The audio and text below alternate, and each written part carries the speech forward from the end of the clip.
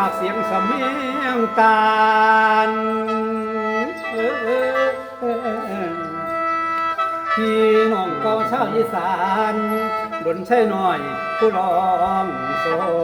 งโอ้ยลูกบ้านป้าคาดงส่งเสียงมาฝากเจ้าศรัทธา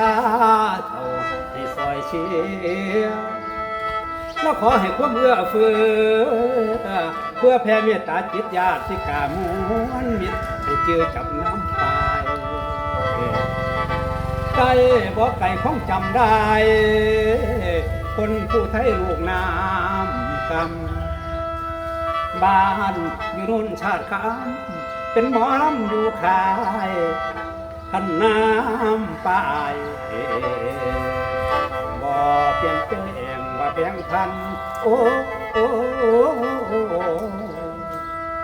นอเด้อแฟนเด้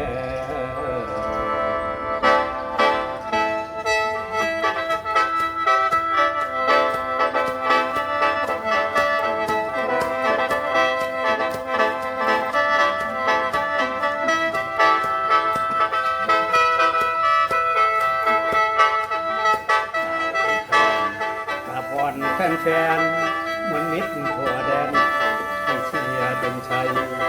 เป็นหมอลำยังไม่กี่ปีละขอวอนน้องพี่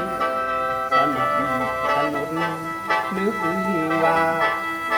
เอาบุญส่งเสริมเพื่อชนตาบุญคมพี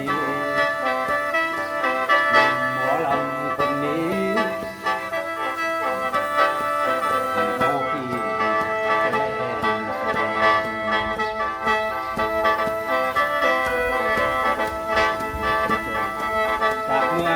ด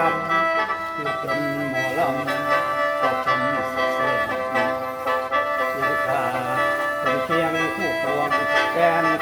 ทั้งปวงจงเห็นใจขอเป็นน้องใหม่ในดวงใจของแฟนถึงลำบากสุดแสน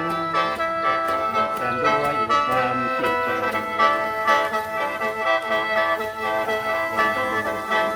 ลำน้ำเปล่า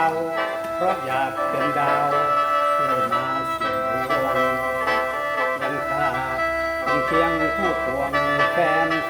ทั้งปวงก็คงเป็นใจขอเป็น